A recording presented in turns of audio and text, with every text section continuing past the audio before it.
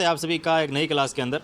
आज हम सॉल्व करने वाले हैं 7 सितंबर को जो सेकंड ग्रेड का पेपर हुआ था अभी पहली शिफ्ट के अंदर, उसका जीके का जो पेपर था उसको आज हम सॉल्व करने वाले हैं और आपको सटीक आंसर की बताने वाले हैं। तो चलो शुरू करते हैं बिना टाइम वेस्ट किए। तो आज का पहला जो क्वेश्चन आया था वो आपके था इसमें कि निम्नलिखित में से कौन से FICCI federation of Indian chambers of commerce and industry से संबंधित संगठक है। तो कौन कौन से संगठक आपके इसमें संबंधित रहने वाला है। तो इसमें all India organisation of employees और इंडियन काउंसिल ऑफ आर्बिट्रेशन ये भी इसका रहने वाला है, और confederation of micro small and medium enterprises ये भी इसके अंदर शामिल रहने वाला है। तो सत्य कथन का पूछा, यानी कि तीनों ही कथन आपके इसमें शामिल रहने वाले, इसका मतलब आ जाएगा इसका आप ए, बी और सी इसमें सही आंसर रहने वाला है। और मैं उम्मीद करता हूं कि आप सबका पेपर बहुत ही अच्छा हुआ होगा और आपका सिलेक्शन जल्दी से जल्दी सेकंड ग्रेड के अंदर हो जाए। नेक्स्ट क्वेश्चन देखो भाई, 2 नंबर दे रखा है। भारत की विदेश नीति में गुट निरपेक्षता के सिद्धांत में निम्नांकित में से क्या सम्मिलित नहीं है। तो गुट निरपेक्षता के अंदर कौन सा है वो सम्मिलित नहीं है, वो आपको इसमें बताना है। तो वो आ जाएगा आपके शक्ति गुटों की और अप्रतिबद्धता जो है वो इसके अंदर सम्मिलित आपके नहीं रहने वाला है। बाकी विश्व मामलों के प्रति तटस्थता ये शामिल है, शांतिपूर्ण सह अस्तित्व पर जोर और विदेश नीति में स्वतंत्रता ये सभी शामिल है, लेकिन आपके तीसरा जो है ये इसमें शामिल नहीं रहने वाला है। नेक्स्ट क्वेश्चन देखो भाई, 3 नंबर आपको दे रखा है। 1947 में भारत ने श्रीलंका के साथ दोनों देशों के मध्य ऐतिहासिक पानी में सीमाएं तय करने की इच्छा से समझौता किया था। निम्नलिखित में से किस द्वीप का नाम इस समझौते में विशेष रूप से उल्लेखित है। तो भारत और श्रीलंका के बीच जो द्वीपों को लेकर विभाजन हुआ था उसके तहत कौन से द्वीप का नाम है उस समझौते के अंदर विशेष रूप से उल्लेखित है। तो इसमें आपके इसमें रहने वाला है भाई कच्चा द्वीप जो द्वीप है, इसमें आपके भारत और श्रीलंका के मध्य समझौता हो रखा है भाई। नेक्स्ट क्वेश्चन देखो, 4 नंबर क्वेश्चन आपको दे रखा है। ब्रिक्स के बारे में निम्नलिखित में से कौन सा कथन है वो सही नहीं है, यानी कि ब्रिक्स के बारे में कौन सा कथन सही नहीं है उसका आपको चयन करके लिखना है। तो इसमें आपका आ जाएगा भारत ने 2021 में 13वां ब्रिक्स शिखर सम्मेलन आयोजित किया था, बिल्कुल सही है। और ब्रिक्स शिखर सम्मेलन 2021 का विषय दृष्टिकोण ब्रिक्स @21 था, ये इसमें आपका गलत हो जाएगा। और तीसरा दे रखा है ब्राज़ील ने 1 जनवरी 2025 को ब्रिक्स की अध्यक्षता ग्रहण की थी, बिल्कुल सही है भाई। और 4 नंबर दे रखा है ब्रिक्स शिखर सम्मेलन 2025 का विषय अधिक समावेशी व संपोषित विकास के लिए वैश्विक दक्षिण सहयोग को मजबूत करना था, बिल्कुल सही है। लेकिन दूसरा जो कथन है ये आपके इसमें सही नहीं रहने वाला है। तो 4 का ऑप्शन नंबर 2। नेक्स्ट क्वेश्चन देखो, 5 नंबर दे रखा है। इस महासभा के समक्ष मैं अपनी जनता और अपनी सरकार की ओर से कहना चाहता हूं कि हम संयुक्त राष्ट्र संघ के संविधान के सिद्धांतों और उद्देश्यों के प्रति पूर्ण और निष्कलंक प्रतिबद्धता रखते हैं और हम अपनी पूरी क्षमता के साथ उन सिद्धांतों और उद्देश्यों की पूर्ति के लिए कार्य करने का प्रयास करेंगे। निम्नलिखित में से किस प्रधानमंत्री ने संयुक्त राष्ट्र महासभा में ये वक्तव्य दिया था, यानी कि कौन से राष्ट्र प्रधानमंत्री थे जिन्होंने संयुक्त राष्ट्र महासभा के अंदर उपरोक्त कथन कहा था। तो वो आपके इसमें रहने वाला है जवाहरलाल नेहरू जी जो थे, इन्होंने ये कथन कहा था भाई। नेक्स्ट क्वेश्चन देखो, 6 नंबर। विश्व व्यापार संगठन में दोहा दौर की वार्ताओं के जुलाई 2006 में निलंबन के बाद ओस्लो समूह नामक एक वैकल्पिक 6 माह का समूह बनाया गया, इस समूह में शामिल नहीं है। यानी कि विश्व व्यापार संगठन के जो दोहा का जो दौरा था इसके वार्ता के बाद एक 6 सदस्यों का समूह बनाया गया था, इसमें कौन सा सदस्य इसमें शामिल नहीं था। तो इसमें आपके जो पाकिस्तान है ये शामिल नहीं था भाई। नेक्स्ट क्वेश्चन देखो, 7 नंबर। निम्नलिखित में से किस क्षेत्र में शिक्षा मनोविज्ञान का महत्व स्पष्ट रूप से दिखाई देता है, यानी कि कौन से क्षेत्र के अंदर शिक्षा मनोविज्ञान का जो है वो महत्व स्पष्ट रूप से दिखाई देता है, उसका आपको चयन करके लिखना है।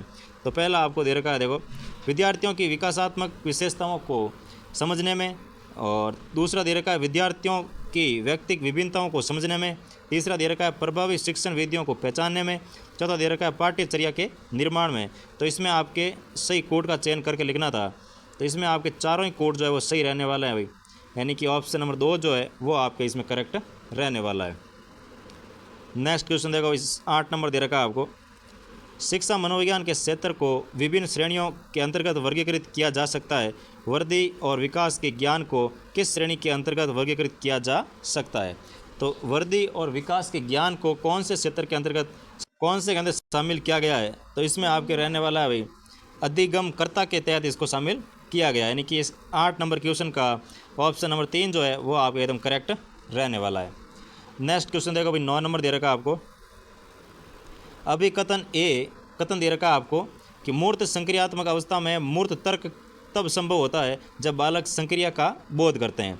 इसका कारण दे रखा है आपको कि संक्रियाएं वे शक्तिशाली नियमों का समुच्चय है जो सूचनाओं को एक विचार से दूसरे विचार के अंदर क्या करती है, स्थानांतरित करती है। तो इसमें आपके कौन सा सही रहने वाला है, तो वो आ जाएगा ए और आर दोनों सही है, और आर जो है वो ए की व्याख्या भी करता है। तो इसका आपके ऑप्शन नंबर 3 जो है बिल्कुल करेक्ट रहने वाला है भाई।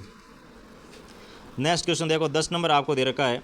जीन पियाजे के अनुसार संज्ञानात्मक विकास की किस अवस्था में बालकों में भाषा का विकास ठीक प्रकार से प्रारंभ हो जाता है तथा भाषा अभिव्यक्ति का माध्यम बनने लग जाती है। तो कौन सी अवस्था के अंदर जो है बालक में भाषा का विकास है वो ठीक प्रकार से प्रारंभ हो जाता है तथा भाषा अभिव्यक्ति का माध्यम बनने लगती है। तो इसमें आ जाएगा आपके पूर्व संक्रियात्मक अवस्था के अंदर बालक है वो भाषा का ज्ञान उनको होने लग जाता है, और वो किसी से बात करता है तो एक भाषा के तहत उससे बात करता है, यानी कि भाषा अभिव्यक्ति का माध्यम बन जाता है भाई।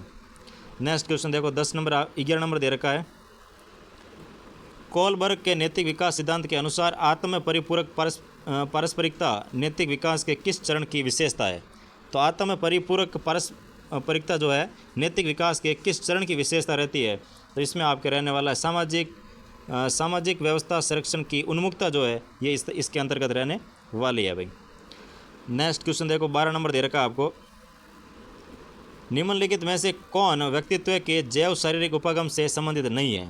तो कौन है जो व्यक्तित्व के जैव शारीरिक उपागम से संबंधित नहीं है? तो इसमें आपके रहने वाला है ऑलपोर्ट है वो शारीरिक उपागम से संबंधित नहीं रहते हैं भाई। नेक्स्ट क्वेश्चन देखो, 13 नंबर दे रखा है आपको। अल्बर्ट बांडुरा ने अपने अध्ययन में पाया कि अधिगम वास्तविक दर्शन यानी कि एक प्रकार का सुप्त अधिगम के बिना भी हो सकता है। इसे इस रूप में संदर्भित किया जाता है। तो इसे किस रूप में संदर्भित किया जाता है? तो वो आ जाएगा आपके संज्ञानात्मक अधिगम के तहत इसको संदर्भित किया जाता है भाई। नेक्स्ट क्वेश्चन देखो भाई, 14 नंबर दे रखा है। निम्नलिखित में से कौन सा कथन अधिगम के बारे में सही है? तो कौन सा कथन है जो अधिगम के बारे में सही दे रखा है? तो इसमें आपके रहने वाला है, सबसे पहला दे रखा है परिपक्वता द्वारा व्यवहार परिवर्तन भी अधिगम कहलाता है। दूसरा दे रखा है अधिगम व्यवहार में अपेक्षाकृत अस्थायी परिवर्तन होता है। अधिगम एक उत्पाद है ना कि प्रक्रिया है। अधिगम से तात्पर्य उन परिवर्तनों से है जो अभ्यास और अनुभवों के फलस्वरूप होते हैं, यानी कि ऑप्शन नंबर 4 जो है वो इसका एकदम करेक्ट रहने वाला है कि अधिगम से तात्पर्य उन परिवर्तनों से है जो अभ्यास एवं अनुभवों के फलस्वरूप होते हैं। नेक्स्ट क्वेश्चन देखो, 15 नंबर दे रखा है आपको। शिक्षक अधिगमकर्ता की मानसिक तत्परता हेतु अनुदेशन कार्यों पर केंद्रित समस्यात्मक परिस्थिति का नाटकीकरण कर रहा है। शिक्षक 5E निर्मितवाद उपागम के अनुसार किस चरण में है? तो इसमें आपके शिक्षक जो रहेगा वो आ जाएगा संलग्न करना, यानी कि ऑप्शन नंबर 1 इसका बिल्कुल करेक्ट रहने वाला है भाई। नेक्स्ट क्वेश्चन देखो भाई, 16 नंबर दे रखा है आपको। एक शिक्षक कक्षा में देखता है कि एक बच्चा स्थानिक बुद्धि में तेज है। इस बच्चे के अधिगम को सबसे अच्छी तरह कौन सी गतिविधि है वो सराह देगी? तो कौन सी गतिविधि है जो इसकी बुद्धि को या इसके अधिगम को अच्छी तरह से गतिविधि में सहारा देगी? तो वो आपके इसमें रहने वाला है अभी जो त्रिआयामी मॉडल का अभिकल्पन है उसके आधार पर वो अच्छे से समझ पाएगा अभी उसको। नेक्स्ट क्वेश्चन देखो, 17 नंबर दे रखा है। 16 व्यक्तित्व कारक प्रश्नावली के संदर्भ में निम्नलिखित में से कौन सा कथन है वो सही नहीं है? कौन सा सही नहीं है वो आपको इसमें बताना है। मैंने आपको इतने पेपर सॉल्यूशन करवाए इसके अंदर और हमेशा आपको बताया कि आपको सत्य असत्य है या नहीं है, इन 4 वर्डों का स्पेशली क्वेश्चन के अंदर ध्यान रख के ही उसको सॉल्व करना है। तो इसमें दे रखा है कि निम्नलिखित में से कौन सा कथन है वो सही नहीं है, वो आपको इसमें चयन करना है। तो वो आ जाएगा ये शील गुण उपागम पर आधारित है, ये इसका आपके चरण नहीं रहने वाला है, बाकी इसके अंदर सही है। नेक्स्ट क्वेश्चन देखो भाई, 18 नंबर दे रखा आपको। जब कोई वयस्क अपनी इच्छाओं परिणामों एवं व्यवहार को बाल्यावस्था की इच्छाओं परिणामों एवं व्यवहारों के अनुकूल बना लेता है तो उसे कहा जाता है। तो उसे किस नाम से जानते हैं? तो वो आ जाएगा आपके प्रतिगमन के नाम से जाना जाता है भाई। नेक्स्ट क्वेश्चन देखो, 19 नंबर दे रखा है। किसी विद्यार्थी द्वारा अपनी समस्या के संबंध में परिकल्पना बनाने संबंधी मानसिक प्रक्रिया स्टेनबर्ग के त्रितंत्रीय बुद्धि सिद्धांत के अनुसार किस घटक के अंतर्गत सम्मिलित है? तो इसमें आपके रहने वाले मेटा घटक के अंतर्गत इसमें सम्मिलित रहते हैं भाई। नेक्स्ट क्वेश्चन देखो, 20 नंबर दे रखा है आपको। 20 नंबर क्वेश्चन में दे रखा है निम्नलिखित में से शिक्षक के द्वारा किया गया कौन सा कार्य व्यक्तिक भिन्नता के महत्व को इंगित नहीं करता है? कौन सा कार्य जो व्यक्तिक भिन्नता के महत्व को इंगित नहीं करता, उसका आपको चयन करके लिखना है भाई। तो इसमें पहला ही दे रखा है कि सभी के समान निष्पादन स्तर तय करना, ये इसके महत्व को इंगित नहीं करता है। बाकी इसमें सभी सही रहने वाले हैं। नेक्स्ट क्वेश्चन देखो भाई, 21 नंबर दे रखा है, पीयूष के पास दूसरों की भावनाओं को प्रबंधित करने का कौशल है, यह अवलोकन संवेगात्मक बुद्धि के किस घटक को इंगित करता है? तो पीयूष के पास क्या है कि दूसरों की भावनाओं को प्रबंधित करने का कौशल है, तो यह अवलोकन संवेगात्मक बुद्धि के किस घटक को इंगित करता है? तो वो आ जाएगा आपके अंतर्वैयक्तिक प्रबंधन की घटक को वो इंगित करता है। नेक्स्ट क्वेश्चन देखो 22 नंबर दे रखा है आपको, कीर्ति हमेशा बैडमिंटन खेलने में उत्साह महसूस करती है और चुनौतियों का सामना करती है। यह एक टूर्नामेंट में भाग ले रही है, किंतु जैसे ही उसने खेलना शुरू किया उसके बाएं पैर में ऐंठन होने लगी, लेकिन दर्द और परेशानी के बावजूद वह खेल खत्म करने में कामयाब रही और जीत गई। उसके पास किस प्रकार की अभिप्रेरणा थी? यानी कि उसको पैर में दर्द था, फिर भी वो खेलती रही और अपने जो लक्ष्य था जीत का, उसको उसने हासिल कर लिया। तो ये जो अभिप्रेरणा रहती है, ये कौन सी रहती है? तो इसमें आपके आ जाएगा भाई, द्वितीयक अभिप्रेरणा रहती है। नेक्स्ट क्वेश्चन देखो,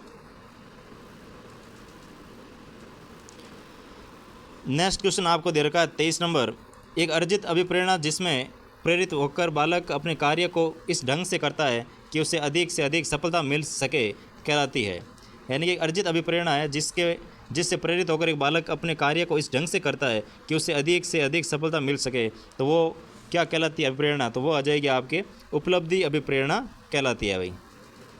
क्वेश्चन नंबर 23 का ऑप्शन नंबर 4 जो है वो आपके सही रहने वाला है। नेक्स्ट क्वेश्चन देखो 24 नंबर, निम्नलिखित में से कौन सा प्रावधान प्रतिभाशाली बच्चों की शिक्षा के लिए उपयोगी है? तो कौन सा प्रावधान है जो कि प्रतिभाशाली बच्चों के शिक्षा के लिए बहुत ज़्यादा उपयोगी रहने वाला है? तो इसमें आपके रहने वाला है, एक तो आ जाएगा संवर्धन कार्यक्रम, दूसरा आ जाएगा आपके त्वरण, तीसरा आ जाएगा आपके फुल आउट दृष्टिकोण। तो आपके ए, बी और सी तीनों इसमें सत्य रहने वाला है भाई। तो 24 नंबर क्वेश्चन का ऑप्शन नंबर 1 है वो बिल्कुल करेक्ट हो जाएगा। नेक्स्ट क्वेश्चन देखो 25 नंबर दे रखा है, निम्नलिखित में से कौन सा किसी व्यक्ति के दृष्टिकोण की अभिवृत्ति में परिवर्तन लाने के लिए उपयुक्त नहीं है? कौन सा उपयुक्त नहीं है उसका आपको चयन करके लिखना इसके अंदर। तो देखो कौन सा इसके अंदर उपयुक्त नहीं है, तो उसकी अभिवृत्ति व विश्वासों से संबंधित जन प्रतिबद्धता अतिरिक्त सूचनाओं द्वारा उसकी अभिवृत्ति में अधिक परिवर्तन लाती है, ये इसके अंदर उपयुक्त नहीं है। बाकी सभी इसके अंदर उपयुक्त रहने वाले हैं भाई। नेक्स्ट क्वेश्चन देखो 26 नंबर दे रखा है आपको, वह अभिप्रेरक शक्ति जो हमारे ध्यान को आकर्षित कर उसे किसी वस्तु या उद्दीपक या कार्य विशेष के संपादन में बराबर बनाए रखकर हमें वांछित उद्देश्य की पूर्ति में सहयोग प्रदान करती है, वह क्या कहलाती है? तो वह आ जाएगी आपकी रुचि जो है, ये आपको बराबर आपके कार्य के प्रति आपका मन लगा रहे। इसके लिए आपको उस कार्य के अंदर क्या होनी चाहिए? रुचि होनी चाहिए, ताकि उस कार्य में आप मन लगा रहे और तुरंत करते रहो, तो उसमें आपको सफलता भी मिल सके।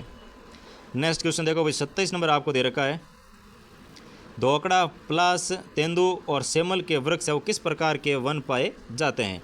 यानी कि धोकड़ा वन है, पलास के वन है जिन्हें जंगल की आग भी कहते हैं, तेंदू है और सेमल है, ये वृक्ष जो है वो किस प्रकार के वनों में पाए जाते हैं? तो इसमें आपके रहने वाला है मिश्रित पतझड़ वन के अंतर्गत आते हैं भाई ये, ठीक है ना। नेक्स्ट क्वेश्चन देखो 28 नंबर दे रखा है, राज 171 तथा मोती उन्नत किस्में है। तो राज 128, 171 और मोती, ये जो किस्में दे रखी है किस फसल की रहती है? तो इसमें आपके रहने वाला है बाजरा फसल की रहने वाली है। राज 171 और मोती जो किस्में हैं वो आपको बाजरा फसल की मिलने वाली है भाई। नेक्स्ट क्वेश्चन देखो 29 नंबर आपको दे रखा है, अरावली पर्वत के संबंध में निम्नलिखित में से कौन सा तथ्य है वो असत्य है? कौन सा तथ्य असत्य है, ये आपको ध्यान रखना है। तो इसमें देखो पहला कथन क्या दे रखा है कि पहला ही कथन दे रखा है कि इसकी उत्पत्ति प्री कैम्ब्रियन युग में हुई थी, बिल्कुल सही है। दूसरा दे रखा है वर्तमान में अरावली अवशिष्ट पहाड़ियों के रूप में है, बिल्कुल सही, अवशिष्ट पहाड़ियों के अंतर्गत आ जाएगी, क्योंकि इसका भूस्खलन होने से और पहाड़ी ऊपर से पानी वजह से, बारिश की वजह से वो धीरे धीरे क्या हो गई, अवशिष्ट पहाड़ी के अंतर्गत रूपांतरित हो चुकी है। तीसरा आपको दे रखा है यह विश्व के प्राचीनतम पर्वतों में से एक है, बिल्कुल ये भी सही है भाई। और चौथा दे रखा है इसकी तुलना यूएस के रॉकी पर्वत से की जाती है, तो ये इसके अंतर्गत आपके असत्य कथन रहने वाला है, बाकी सभी कथन आपके सत्य है भाई। नेक्स्ट क्वेश्चन देखो 30 नंबर दे रखा है, राजस्थान के किस जिला समूह में 40 सेंटीमीटर से 40 सेंटीमीटर की समवर्षा रेखा है गुजरती है। यानी कि कौन सा जिला समूह है जिसके अंतर्गत 40 सेंटीमीटर वर्षा रेखा है वो गुजरती है। तो इसमें आपके रहने वाला सीकर, नागौर और जालोर जो है इसके अंदर से 40 सेंटीमीटर वर्षा रेखा है गुजरती है भाई। यानी कि अर्ध शुष्क क्षेत्र के अंतर्गत रहने वाले हैं ये, तो आपके सीकर, नागौर और जालोर रहने वाला है भाई। नेक्स्ट क्वेश्चन देखो भाई, 31 नंबर दे रखा है आपको, निम्नलिखित में से कौन सी एक बनास नदी की दाहिने तट की सहायक नदी है। तो कौन सी नदी है जो बनास नदी के अंदर दाहिने तट से आकर के मिलती है। तो इसमें आपके रहने वाला बेड़च नदी जो है ये आपके दाहिने तट से आकर के मिलती है भाई। नेक्स्ट क्वेश्चन देखो भाई, 32 नंबर आपको दे रखा है, सूची 1 को सूची 2 से सुमेलित कीजिए तथा सही उत्तर का चयन नीचे दिए गए कूट से कीजिए। एक तरफ दे रखे आपको पर्यटन स्थल, सामने आपको दे रखे अवस्थिति, तो इसमें आपको सुमेलित करके इसको लिखना था। तो सबसे पहला दे रखा देलवाड़ा, तो देलवाड़ा के जो मंदिर है वो कहाँ पर स्थित है, तो आपका आ जाएगा इसमें आबू पर्वत के अंतर्गत स्थित रहने वाले हैं। यानी कि पहले में आ जाएगा 3। फिर दे रखा है नकोड़ा, तो नकोड़ा आ जाएगा आपके बालोतरा के अंदर। फिर दे रखा है रामेश्वरम धाम, तो रामेश्वरम धाम आपको पता ही है कहाँ पे है, सवाई माधोपुर के अंदर है, क्योंकि यहाँ पे 3 नदियों का संगम भी होता है भाई, ठीक है ना। और त्रिपुरा सुंदरी का कहाँ पे मंदिर, तो वो आ जाएगा आपके बांसवाड़ा के अंदर। यानी कि ए में आ जाएगा 3, तो ए में 3, बी में आ जाएगा आपके 1, तो बी में 1, और सी में आएगा आपके 4, तो सी में 4। ऑप्शन 1 जो है ये आपका इसमें करेक्ट रहने वाला है। नेक्स्ट क्वेश्चन देखो, 33 नंबर दे रखा है, निम्नलिखित में से किस नस्ल के गोवंश दूध उत्पादन व अच्छे बैल के लिए जाने जाते हैं और अधिकांशतः बाड़मेर, पाली, सिरोही तथा सांचौर में पाए जाते हैं। तो कौन सी नस्ल के गोवंश है भाई जो दूध भी अच्छा देते हैं और उनकी जो नस्लें आती है आगे पीछे बैल वगैरह होते हैं वो भी अच्छी नस्ल के होते हैं। तो वो आपके इसमें रहने वाला है कि कांकरेज नस्ल के जो गोवंश आते हैं इनकी नस्लें है वो अच्छी रहती है और दूध भी इनके अच्छा होता है। नेक्स्ट क्वेश्चन देखो, 34 नंबर दे रखा है आपको, जनगणना 2011 के अनुसार निम्नलिखित में से किस जिले की कुल जनसंख्या में नगरीय जनसंख्या का प्रतिशत है वो सर्वाधिक रहता है। तो कौन सा जिला है जिसके अंतर्गत कुल जनसंख्या में नगरीय जनसंख्या जो है इसका प्रतिशत है वो सर्वाधिक रहता है। तो इसमें आपके रहने वाला है अजमेर जिले का वो नगरीय प्रतिशत। इन जो नीचे दे रखे हैं जिले इनमें से है वो अजमेर का क्या रहने वाला है, सर्वाधिक रहने वाला है भाई। तो ऑप्शन नंबर 2 इसका बिल्कुल करेक्ट हो जाएगा। नेक्स्ट क्वेश्चन देखो भाई, 35 number, Saint Gobain glass factory एक कंपनी है और जिसकी इकाई बी में अवस्थित है। यानी कि सेंट गोबेन जो ग्लास फैक्ट्री है ये किस कंपनी की है और ये कहाँ पर इसकी इकाई स्थित है ये आपको बताना था। तो इसमें आ जाएगा भाई जो ये सेंट गोबेन ग्लास फैक्ट्री है ये आपके फ्रेंच की रहने वाली है और भिवाड़ी के अंदर ये स्थित है। यानी कि ऑप्शन नंबर 3 जो है वो इसका बिल्कुल करेक्ट रहने वाला है। नेक्स्ट क्वेश्चन देखो, 36 नंबर दे रखा है आपको, रज्जिल किस प्रत्यार शाखा से संबंधित था। तो रज्जिल जो है वो किस प्रत्यार शाखा से संबंधित था, तो वो आ जाएगा आपके मंडोर शाखा से संबंधित रहने वाला है भाई। नेक्स्ट क्वेश्चन देखो, 37 नंबर, चौहान निम्नलिखित में से किस स्थान से संबंधित नहीं थे। यानी कि चौहानों का संबंध कौन से स्थान से नहीं रहता है उसका आपको चयन करके लिखना है। रणथंभौर में चौहान थे, नाडोल पाली में भी चौहान थे, जालौर के अंदर भी चौहान थे, लेकिन लोदरवा जैसलमेर के अंदर आपके चौहान नहीं थे भाई। तो इसका ऑप्शन नंबर 2 जो है बिल्कुल सही रहने वाला है। नेक्स्ट क्वेश्चन देखो, 38 नंबर दे रखा है आपको, सुल्तान इल्तुतमिश के जालोर अभियान के दौरान वहाँ का शासक कौन था। यानी कि जब इल्तुतमिश शासक था उस समय जालोर अभियान के दौरान वहाँ का शासक है वो कौन था। तो इसमें आपके रहने वाला है उदय सिंह। उदय सिंह इसका उत्तर सही रहने वाला है, क्योंकि इसमें बहुत सारे बच्चे कंफ्यूज हुए होंगे कि इसमें अलाउद्दीन खिलजी वाला युद्ध जोड़ दिया होगा कि अलाउद्दीन खिलजी ने आक्रमण किया तो उस समय कानड़ देव थे तो ये सही मार दो, लेकिन ये सही नहीं करना है। क्वेश्चन अच्छे से पढ़ना है कि सुल्तान इल्तुतमिश के जालोर अभियान के दौरान वहाँ का शासक कौन था, तो उस समय आपके शासक आ जाएगा कौन, उदय सिंह रहने वाला है। अब जिनका पेपर आगे 8 तारीख, 9 तारीख, 10 तारीख और 11 तारीख को है वो इस पेपर को अच्छे से एक बार देख लो, क्योंकि इस पेपर में से लगभग आपके क्वेश्चन है वो मिलने वाले हैं भाई। हुबहू कुछ हुबहू मिलेंगे तो हुबहू नहीं मिलेंगे तो भी उसमें से आपको उसी टॉपिक के क्वेश्चन मिलने वाले हैं, ताकि उसमें से ऑप्शन भी लगभग आपको सेम भी देखने को मिल सकते हैं। इसलिए इस क्लास को पूरा देखना है भाई आपको, जिसका टेस्ट आगे होने वाला है 8, 9, 10 और 11 को। तो देखो 39 नंबर क्वेश्चन, भील जनजाति के संदर्भ में पाल क्या है। तो भील जनजाति के संदर्भ में जो पाल शब्द है वो किसके लिए यूज होता है, तो वो आ जाएगा जो भीलों का गांव होता है उसको पाल के नाम से जाना जाता है भाई। नेक्स्ट क्वेश्चन देखो 40 नंबर दे रखा है, निम्नलिखित में से कौन सा चित्रित धूसर मृदबांड संस्कृति का पूरा स्थल है। तो चित्रित धूसर मृदभांड के लिए कौन सा संस्कृति या कौन सा पुरातात्विक स्थल जाना जाता है, वो आ जाएगा आपके बैराट है, वो इसको चित्रित धूसर मृदभांड यहाँ से प्राप्त हुए थे भाई। नेक्स्ट क्वेश्चन देखो 41 नंबर दे रखा है, निम्नलिखित में से आहड़ संस्कृति से संबंधित पुरातत्व स्थल नहीं है। कौन सा है जो आहड़ संस्कृति से संबंधित नहीं है, उसका आपको चयन करके लिखना है। तो वो आ जाएगा आपकी बागोर सभ्यता जो है ये आपकी आहड़ संस्कृति से संबंधित नहीं रहने वाली। नेक्स्ट क्वेश्चन देखो 42 नंबर आपको दे रखा है, जयपुर प्रजामंडल को वैधानिक मान्यता दिलाने के लिए फरवरी 1939 में किसके नेतृत्व में सविनय अवज्ञा आंदोलन है वो चलाया गया था। तो जयपुर प्रजामंडल को वैधानिक मान्यता दिलाने के लिए फरवरी 1939 में किसके नेतृत्व में सविनय अवज्ञा आंदोलन चलाया गया, तो वो आपके इसमें आ जाएगा जमनालाल बजाज के नेतृत्व में चलाया गया था, जिन्हें गांधी जी का 5वां पुत्र भी कहा जाता है भाई। नेक्स्ट क्वेश्चन देखो 43 नंबर, निम्न में से किसने करमचंद पंवार को अजमेर पर्वत से बनेड़ा परगने जागीर में प्रदान किए थे। तो इसमें आपके रहने वाला है महाराणा सांगा ने करमचंद पंवार को अजमेर पर्वतसर और बनेड़ा की जो परगने थे वो उनको भेंट स्वरूप प्रदान किए थे। नेक्स्ट क्वेश्चन देखो भाई 44 नंबर आपको दे रखा है, 1565 ईस्वी में मुगलों से रानीसर की लड़ाई निम्न में से किस शासक ने लड़ी थी। तो इसमें आपके आ जाएगा रानीसर की जो लड़ाई लड़ी गई थी वो आपके 1565 में मुगलों से राव चंद्रसेन ने इसको लड़ी थी भाई, जिन्हें प्रताप का अग्रगामी भी कहते हैं और भूला बिसरा राजा भी इनको कहा जाता है भाई। और इसके अंतर्गत जो मैंने पहले आपको सेकंड ग्रेड के लिए कलाम एकेडमी के पेपर सॉल्व करवाए थे उससे भाई बहुत ज़्यादा हेल्प हुई है बच्चों की, क्योंकि इसके अंतर्गत काफ़ी क्वेश्चन ऐसे हैं जो कलाम के पेपरों में से लगभग सेम टू सेम आए हुए हैं क्वेश्चन। इसलिए अगर आपने नहीं देखे अभी तक और आपका पेपर आगे है तो एक बार उन जो लगभग 7 या 8 पेपर मैंने करवाए थे फर्स्ट पेपर के, और SST के तो मैंने सारे सॉल्व करवाए थे, तो ये 7-8 एक बार ज़रूर आप देख लेना अगर टाइम मिले तो आपको। नेक्स्ट क्वेश्चन देखो 45 नंबर, 1857 ईस्वी के संघर्ष में कोटा में ब्रिटिश रेजिडेंसी पर हमले के दौरान क्रांतिकारियों ने रेजिडेंट मेजर बर्टन के साथ निम्नलिखित में से किस व्यक्ति की हत्या की थी। तो मेजर बर्टन के साथ है वो कौन से व्यक्ति को मौत के घाट उतारा था कोटा के अंदर, तो वो आपके इसमें रहने वाला है शेडदर जो था, इसको भी वहाँ पे इसकी भी बलि दे दी थी कोटा के अंदर भाई। तो इसमें आपके ऑप्शन नंबर 4 जो है बिल्कुल सही रहने वाला है भाई। नेक्स्ट क्वेश्चन देखो 46 नंबर दे रखा है, लोक देवताओं के निम्नांकित युग्मों में से कौन सा सुमेलित नहीं है वो आपको चयन करना है। एक तरफ दे रखे लोक देवता, सामने दे रखा उनका संबंधित वंश, तो कौन सा लोक देवता कौन से वंश से संबंधित नहीं है वो आपको इसमें चयन करके लिखना है भाई। तो सबसे पहले आपको दे रखा है गोगा जी महाराज, तो गोगा जी का वंश रहता है चौहान। फिर आते हैं रामदेव जी, तो रामदेव जी का वंश रहता है तंवर। और फिर आते हैं हड़बू जी, तो हड़बू जी का भाई पंवार वंश इसमें नहीं रहने वाला। और पाबू जी का आता है राठौड़ वंश, बिल्कुल सही है, लेकिन हड़बू जी का वंश आपके कौन सा रहता है, सांकला वंश से संबंधित रहते हैं भाई। तो ये आपके पंवार वंश है वो इसमें असुमेलित हो जाएगा। नेक्स्ट क्वेश्चन देखो भाई 47 नंबर आपको दे रखा है, प्रजामंडल आंदोलन में बीकानेर राज्य प्रजा परिषद की स्थापना कब की गई। तो प्रजामंडल जो आंदोलन था इसमें बीकानेर राज्य प्रजा परिषद की स्थापना कब की गई, तो इसमें आपका जाएगा 1942 के अंदर बीकानेर राज्य प्रजा परिषद की स्थापना की गई थी।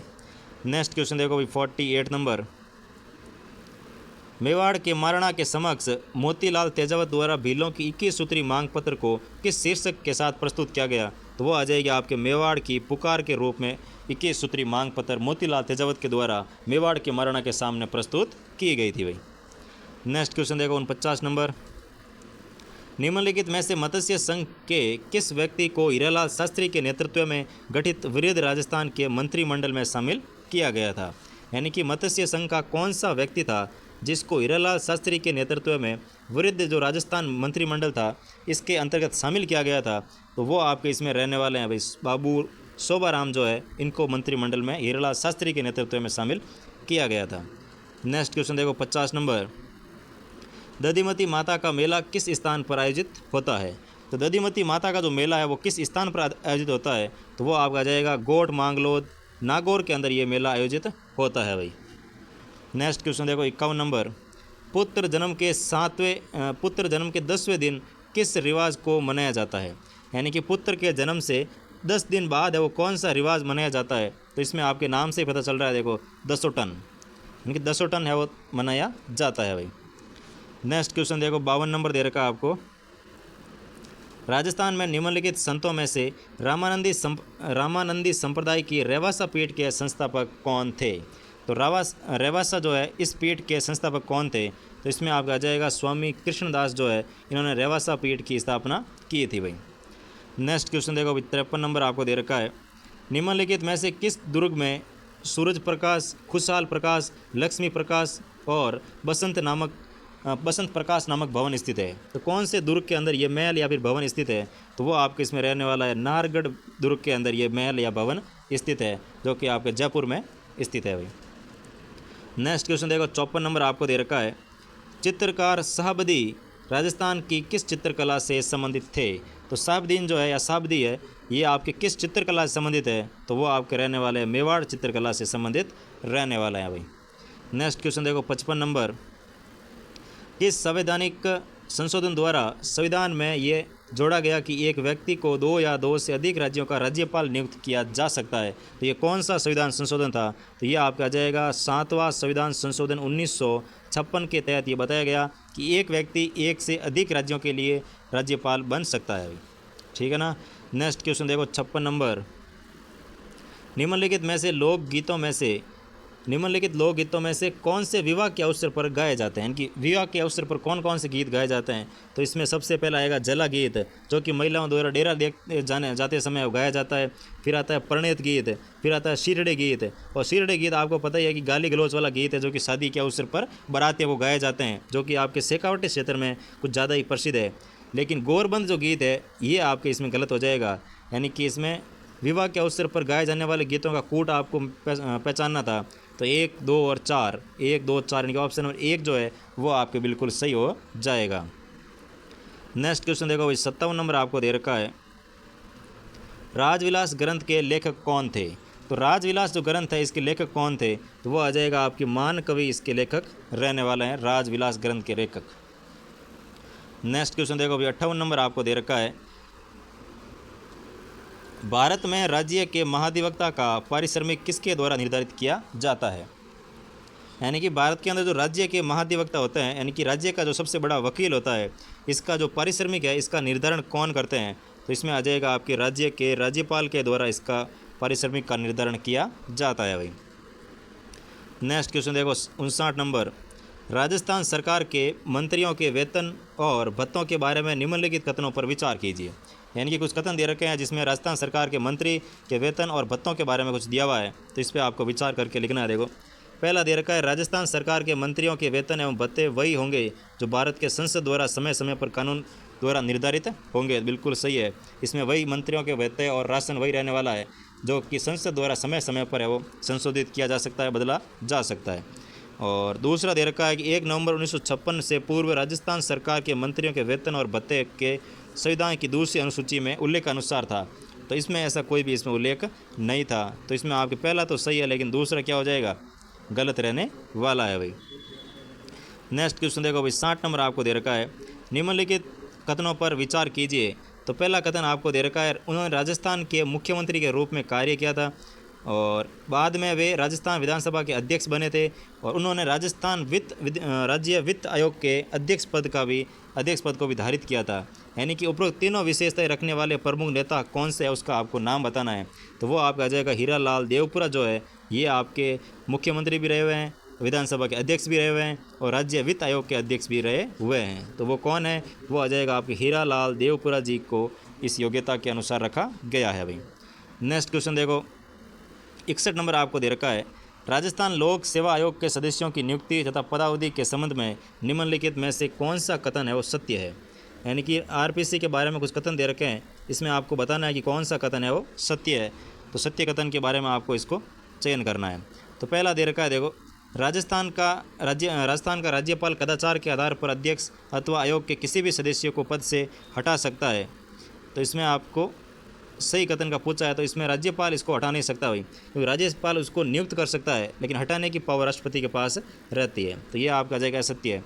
आयोग का सदस्य अपना पद संभालने से 6 वर्ष की अवधि तक अथवा 65 वर्ष की आयु पूर्ण करने तक जो भी पहले हो अपने पद पर बना रहता है। तो ये भी इसके अंदर आपके गलत रहने वाला है, 6 और 65 है नहीं इसके अंदर।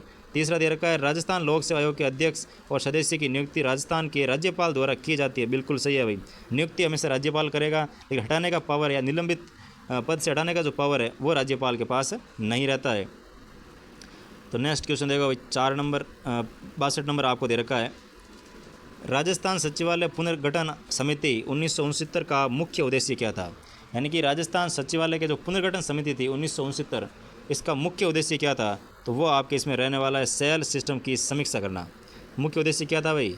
जो सेल सिस्टम है इसकी समीक्षा ही करना इसका क्या रहता है? मुख्य उद्देश्य रहता है। नेक्स्ट क्वेश्चन देखो भाई 63 नंबर आपको दे रखा है। राजस्थान राज्य मानव अधिकार आयोग के बारे में निम्नलिखित वाक्यों को ध्यान से पढ़िए तथा सही वाक्य को चयन कीजिए। यानी कि इसमें से जो वाक्य दे रखे हैं आपको राजस्थान राज्य मानवाधिकार आयोग के बारे में, इसमें से आपको सत्य कथन का चयन करके लिखना है भाई। तो पहला क्या दे रखा है देखो, प्रारंभ में इसमें एक अध्यक्ष और 6 सदस्यों का प्रावधान रखा गया था। दूसरा दे रखा है आयोग की अपनी जांच एजेंसी है जिसका नेतृत्व न्यूनतम पुलिस महानिरीक्षक पद का अधिकारी ही करता है। तो इसमें बिल्कुल आपका जो सही कथन पूछा है, तो दूसरा कथन जो है वो बिल्कुल सही रहने वाला है कि आयोग की अपनी एक जांच एजेंसी होती है जिसका नेतृत्व न्यूनतम पुलिस महानिरीक्षक पद का अधिकारी ही करता है। तो इसमें दूसरा कथन आपके बिल्कुल सत्य रहने वाला है भाई। नेक्स्ट क्वेश्चन देखो 64 नंबर दे रखा है। ग्राम पंचायत नियोजन एवं समन्वय समिति का अध्यक्ष कौन होता है? तो ग्राम पंचायत नियोजन एवं समन्वय समिति का जो अध्यक्ष है वो कौन होता है? तो वो आ जाएगा आपके सरपंच होते हैं भाई। नेक्स्ट क्वेश्चन देखो 65 नंबर, किस समिति की सिफारिश पर राजस्थान राज्य विधानसभा आयुक्त अनुसूचित जाति और अनुसूचित जनजाति के द्वारा सदन के पटल पर रखे गए प्रतिवेदन पर चर्चा करती है? तो कौन सी समिति इस पर चर्चा करती है? वो आ जाएगी आपके अनुसूचित जाति कल्याण समिति है, वो इसका या वो क्या करती है? प्रतिवेदन पर चर्चा करती है भाई। तो अनुसूचित जाति कल्याण समिति। नेक्स्ट क्वेश्चन देखो भाई 66 नंबर दे रखा है। भारत के संविधान के निम्नलिखित में से किन अनुच्छेदों यानी कि राज्य विधानसभा से संबंधित में सांविधिक प्रभाव वाले संकल्प के लिए उपबंध है? तो कौन कौन से आर्टिकल के अंदर ये उपबंध किया गया है? तो वो आपके इसमें रहने वाला है 169 एक के अंदर भी है, 179 गै के अंदर भी है, 183 गै के अंदर भी इसका किया गया है। यानी कि इसमें आप ए, बी और सी जो है ये बिल्कुल सही रहने वाला है। नेक्स्ट क्वेश्चन देखो भाई 67 number, rising Rajasthan partnership conclave 2025 का आयोजन प्रस्तावित है। तो राइजिंग राजस्थान जो पार्टनरशिप है 2025 वाला कब प्रस्तावित किया गया है? तो वो आ जाएगा आपके इसमें कि 11 से लेकर 12 दिसंबर 2025 तक ये आपके क्या किया गया? प्रस्तावित किया गया भाई। तो 11-12 दिसंबर 2025 के अंदर राइजिंग राजस्थान पार्टनरशिप कॉन्क्लेव 2025 का आयोजन प्रस्तावित किया गया है। नेक्स्ट क्वेश्चन देखो 68 नंबर दे रखा है आपको। गड़ीसर झील जून 2025 में किस कारण से प्रदेश में चर्चा में रही है? तो जो गड़ीसर झील है वो जून 2025 में किस कारण से चर्चा में रही है? तो इसमें आपके रहने वाला है भाई वंदे गंगा जल संरक्षण जो जन अभियान है इसका समापन समारोह था, इसलिए यह चर्चा में रही थी गड़ीसर झील जून 2025। नेक्स्ट क्वेश्चन देखो 69 आपको दे रखा है। राजस्थान सिटी गैस डिस्ट्रीब्यूशन नीति 2025 के संदर्भ में निम्नलिखित कथनों पर विचार कीजिए एवं सही विकल्प का चयन भी कीजिए। तो नीचे आपको 2 कथन दे रखे हैं, इसमें से कौन सा कथन सही है उसका आपको चयन करके लिखना है। तो पहला कथन दे रखा है, इस नीति के क्रियान्वयन के लिए विभाग के निदेशक की अध्यक्षता वाली राज्य स्तरीय समिति का गठन किया जाएगा। बिल्कुल सही है भाई।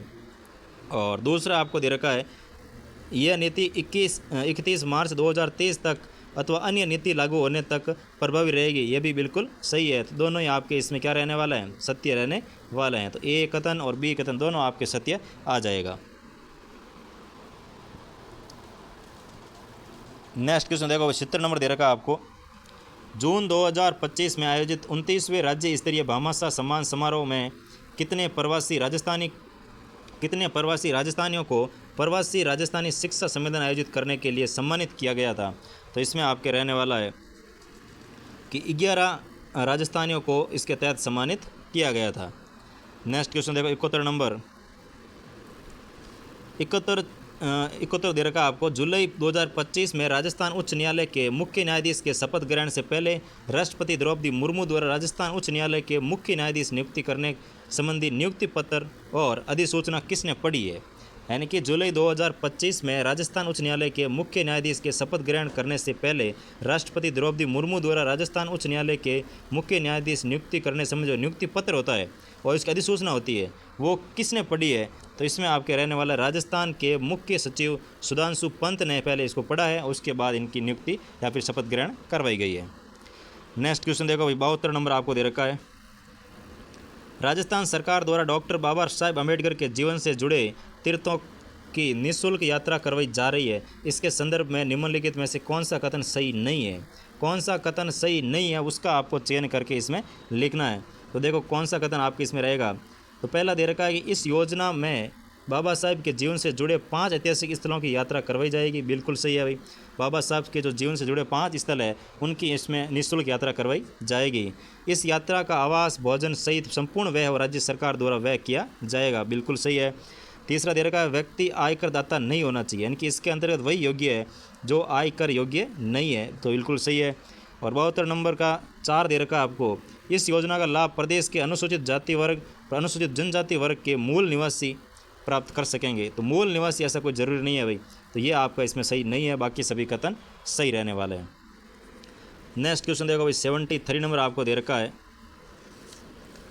73 में आपको दे रखा है कि बर्मिंघम में आयोजित विश्व पुलिस और फायर गेम्स 2025 भाला फेंक श्रेणी 18 से लेकर 29 श्रेणी के अंतर्गत प्रतियोगिता में राजस्थान से किसने स्वर्ण पदक हासिल किया था?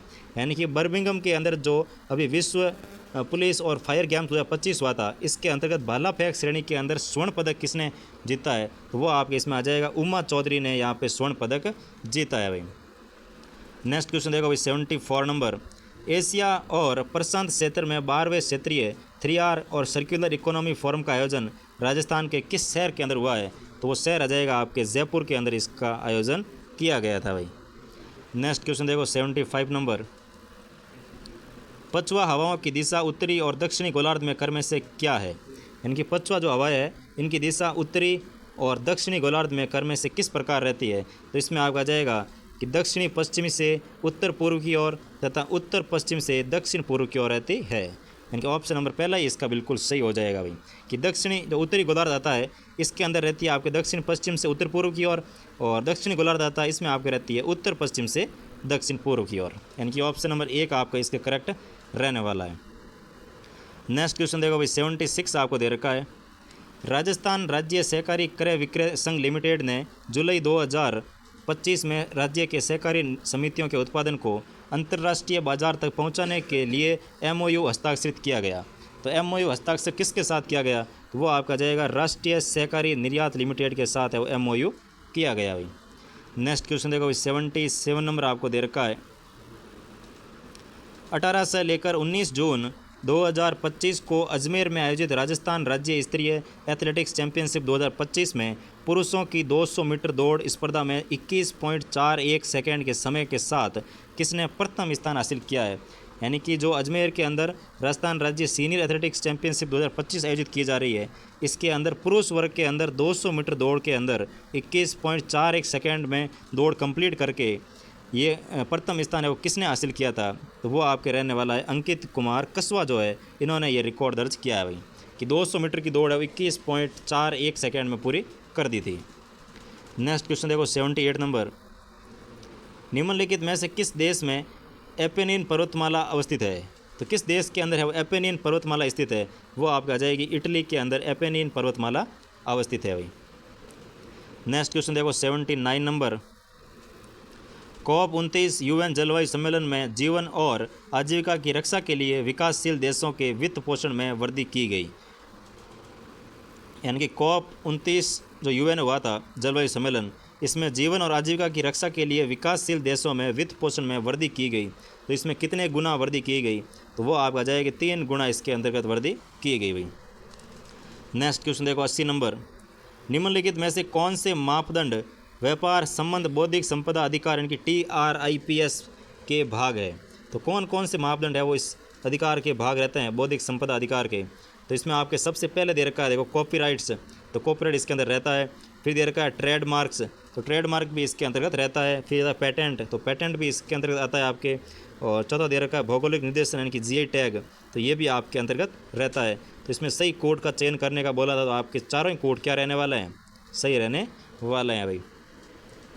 नेक्स्ट क्वेश्चन देखो 81 नंबर दे रखा है आपको, वर्ल्ड पॉपुलेशन प्रोस्पेक्ट 2024 के अनुसार विश्व के शीर्ष 5 जनसंख्या वाले देशों में निम्नलिखित में से कौन सा देश सम्मिलित नहीं है। तो कौन सा देश है वो शीर्ष 5 देशों में सम्मिलित नहीं है, तो इसमें आपके रहने वाला नाइजीरिया जो है ये आपके इस शीर्ष देशों के अंदर शामिल नहीं रहने वाला है। नेक्स्ट क्वेश्चन देखो भाई 82 नंबर, सूची 1 को सूची 2 के साथ सम्मिलित कीजिए और सही उत्तर का चयन कीजिए। तो एक तरफ दे रखा है द्वीप, सामने दे रखी है उसकी संबंधित चोटी, इसमें आपको इसको चयन करके लिखना है भाई। तो सबसे पहले आपको दे रखा है उत्तरी अंडमान। तो उत्तरी अंडमान के अंदर कौन सी चोटी पाई जाती है, तो वो आ जाएगी आपके सैंडल पीक, यानी कि 1 का आ जाएगा 3। फिर दे रखा है दक्षिणी अंडमान। तो दक्षिणी जो अंडमान है इसका आपके सबसे ऊंची चोटी रहने वाली है माउंट कोयोबो जो है, इसका संबंध आपके किससे आ जाएगा, दक्षिणी अंडमान से रहने वाला है। फिर दे रखा है ग्रेट निकोबार। तो ग्रेट निकोबार का रहेगा आपके माउंट थुलर जो है ये आपके ग्रेट निकोबार के अंदर पाई जाती है। फिर आएगा आपके मध्य अंडमान, तो इसका रहने वाला है माउंट डियावोलो जो है ये आपके मध्य अंडमान के अंदर स्थित है, यानी कि इसका आ जाएगा 4 नंबर। तो 3, 1, 2, 4 यानी कि ऑप्शन नंबर 4 जो है वो आपके इसमें बिल्कुल करेक्ट रहने वाला है भाई। नेक्स्ट क्वेश्चन देखो भाई 83 नंबर, हिंद महासागर तथा प्रशांत महासागर के मध्य मौसमी परिवर्तनों में प्रक्षेपित उतार चढ़ाव वाला प्रतिरूप यानी कि सी सो पैटर्न जो है वो क्या कहलाता है। तो इसमें आपका आ जाएगा वाकर परिसंचरण कहलाता है। तो 83 का ऑप्शन नंबर 1 बिल्कुल सही हो जाएगा। नेक्स्ट क्वेश्चन देखो भाई 84 दे रखा आपको, निम्नलिखित में से कौन सा पठार दामोदर नदी द्वारा अपवाहित होता है, यानी कि कौन सा पठार है जो दामोदर नदी द्वारा अपवाहित होता है। तो इसमें आपके रहने वाला है छोटा नागपुर का जो पठार है ये आपके दामोदर नदी घाटी या दामोदर नदी के द्वारा अपवाहित होता है भाई। नेक्स्ट क्वेश्चन देखो 85 नंबर दे रखा है, भारत के निम्नलिखित में से किस क्षेत्र में उष्णकटिबंधीय आर्द्र सदाबहार वन नहीं पाए जाते हैं, यानी कि सदाबहार उष्णकटिबंधीय आर्द्र सदाबहार वन जो है वो नहीं पाए जाते हैं, वो आपको इसमें पूछा गया है। तो इसमें आपके रहने वाला है भाई ऑप्शन नंबर आ जाएगा इसका 4 कि उत्तर पूर्वी भारत के अंदर नहीं पाया जाता है, बाकी सभी स्थानों पर पाया जाता है भाई।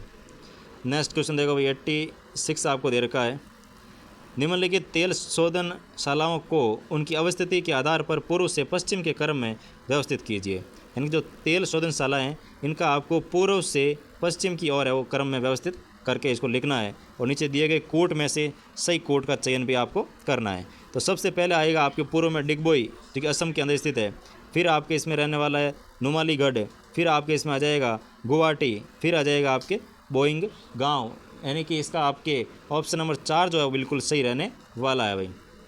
हाँ तो भाई नेक्स्ट क्वेश्चन देखो 87 आपको दे रखा है, भारत में स्वतंत्रता के बाद निम्न में से कौन सा कार्यक्रम भूजोतों के उपविभाजन और विखंडन को रोकने के लिए शुरू किया गया है।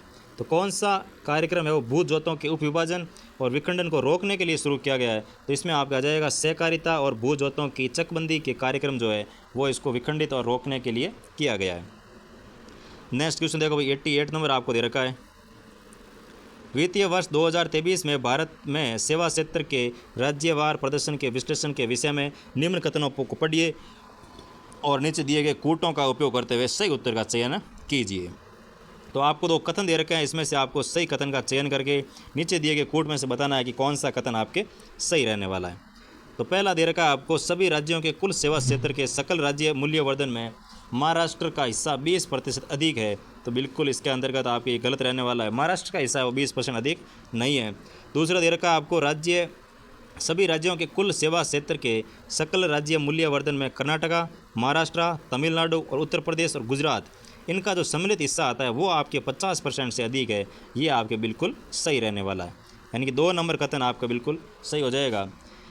और 89 नंबर क्वेश्चन देखो क्या दे रखा है, सूची 1 का सूची 2 से सुमेलित कीजिए और नीचे दिए गए कूटों का उपयोग करते हुए सही उत्तर का चयन कीजिए। सूची 1 में दे रखे हैं उत्पाद और सूची 2 में आपको दे रखे हैं विश्व के कुल उत्पादन का भारत में स्थान। तो कौन से उत्पाद का भारत में कौन सा स्थान है उसको आपको सुमेलित करके लिखना था भाई। तो सबसे पहले आपको दे रखा कपास, रेशम और मानव निर्मित रेशा। तो कपास है, रेशम है और मानव निर्मित रेशा जो है इसके अंतर्गत अगर विश्व में भारत का स्थान देखा जाए तो वो आपके कौन सा स्थान रहता है। तो इसमें आ जाएगा आपके दूसरा स्थान रहता है, यानी कि ऑप्शन नंबर जो सी है वो इसका हो जाएगा। और फिर आपके आता है कि फार्मास्यूटिकल्स में भारत का स्थान कौन सा है। तो फार्मास्यूटिकल्स के अंदर भारत का जो स्थान आता है वो आपके रहता है तीसरा स्थान, यानी कि इसमें आ जाएगा डी। फिर आपको दे रखा है दूध के अंदर, तो दूध के मामले में भारत है वो पहले स्थान पर रहता है भाई, यानी कि इसमें आ जाएगा आपके बी। और फिर दे रखा है आपको मास, तो मास के अंदर भारत है वो 8वें स्थान पर रहता है, यानी कि ए। तो सी डी बी ए, तो ऑप्शन नंबर 3 जो है वो आपके इसमें करेक्ट रहने वाला है। नेक्स्ट क्वेश्चन देखो भाई, 90 नंबर क्वेश्चन दे रखा है। आर्थिक सर्वेक्षण 2024-25 के अनुसार 2023-24 में भारत के साथ सर्वाधिक व्यापार करने वाला देश कौन सा था? तो सर्वाधिक व्यापार करने वाला जो देश है वो आपके रहता है अमेरिका। अमेरिका ने 2023-24 में भारत के साथ सर्वाधिक व्यापार किया था भाई। नेक्स्ट क्वेश्चन देखो 91 नंबर। आर्थिक सर्वेक्षण 2024-25 के अनुसार वर्ष 2022 में विश्व के निर्यातों में भारत की हिस्सेदारी क्या थी? तो विश्व के जो निर्यात है इसके अंतर्गत भारत की जो हिस्सेदारी है वो कितने प्रतिशत रहती है?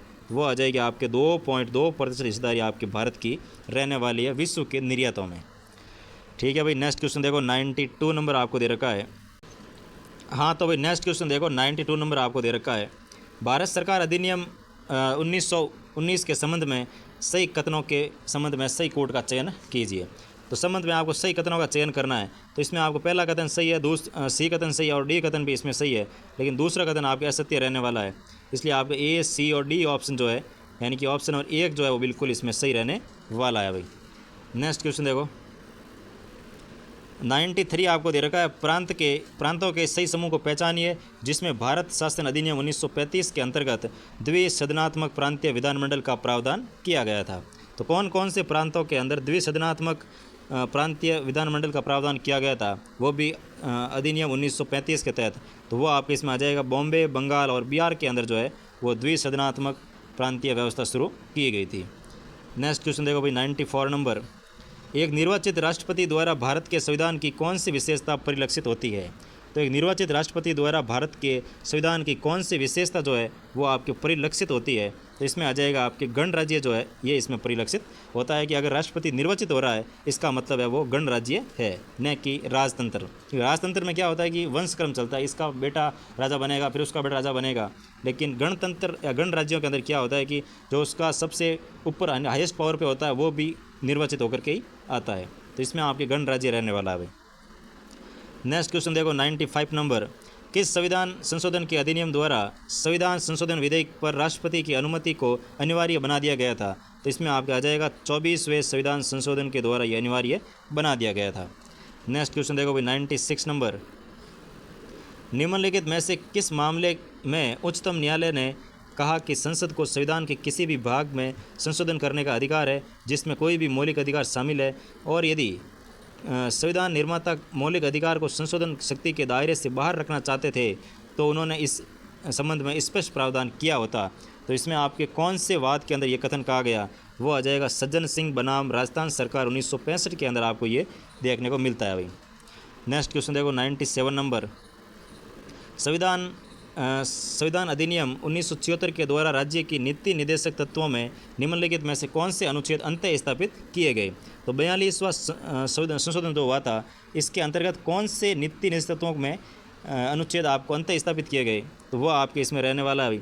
एक तो आ जाएगा आपके 39 कै को अंतः स्थापित किया गया था DPSP के अंदर, और एक आता है आपके 48 कै को भी इसके अंतर्गत अंतः स्थापित किया गया, यानी कि 1 और 4। तो ऑप्शन नंबर 3 जो है वो बिल्कुल इसमें सही हो जाएगा भाई। नेक्स्ट क्वेश्चन देखो 98 नंबर।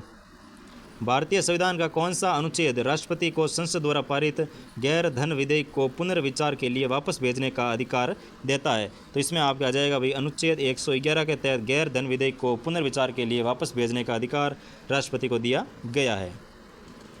नेक्स्ट क्वेश्चन देखो 99 नंबर। किसी राजनीतिक दल को राष्ट्रीय दल के रूप में मान्यता देने के लिए निम्नलिखित में से कौन सी शर्त है जो कि सही है? तो इसमें आ जाएगा आपकी ऑप्शन नंबर 2 कि यदि किसी दल में कम से कम 4 अलग अलग राज्यों में लोकसभा में 2% सीटें अगर जीतता है तो उसको आपके राष्ट्रीय दल के रूप में मान्यता दे दी जाती है भाई। नेक्स्ट क्वेश्चन देखो भाई 100 नंबर क्वेश्चन दे रखा है। निम्नलिखित युग्मों में से कौन सा युग्म सुमेलित नहीं है? तो कौन सा युग्म इसमें सुमेलित नहीं है वो आपको बताना है कि ये तरफ दे रखे हैं उप प्रधानमंत्री, सामने दे रखा है प्रधानमंत्री। तो आपके भाई चौधरी देवीलाल जो है ये आपके चरण सिंह के समय नहीं थे। चरण सिंह के समय कौन थे? मोरारजी देसाई वगैरह आते हैं। तो इसमें आपके पहला ही कथन जो है ये इसमें आपके सुमेलित नहीं रहने वाला है। तो ये था भाई आपके 7 तारीख वाला जो हुआ था सेकंड ग्रेड का पेपर, इसका सॉल्यूशन। और आप सबको कमेंट करके बताना है कि आपके कितना स्कोर हो रहा है, उसके आधार पर हम मेरिट डिसाइड करने वाले हैं। और इसके अलावा अगर जिसके पेपर अच्छा हुआ है उसको ऑल द बेस्ट, और जिसको ऐसा लग रहा है कि सर अच्छा नहीं हुआ है उसको आगे की तैयारी करनी चाहिए। आगे से तैयारी करो, आप निराश होने से कुछ नहीं होगा, अच्छे से मोटिवेट रहो और आगे तैयारी करो। ठीक है ना? ठीक है भाई, थैंक यू सो मच। मिलते हैं नेक्स्ट क्लास के अंदर।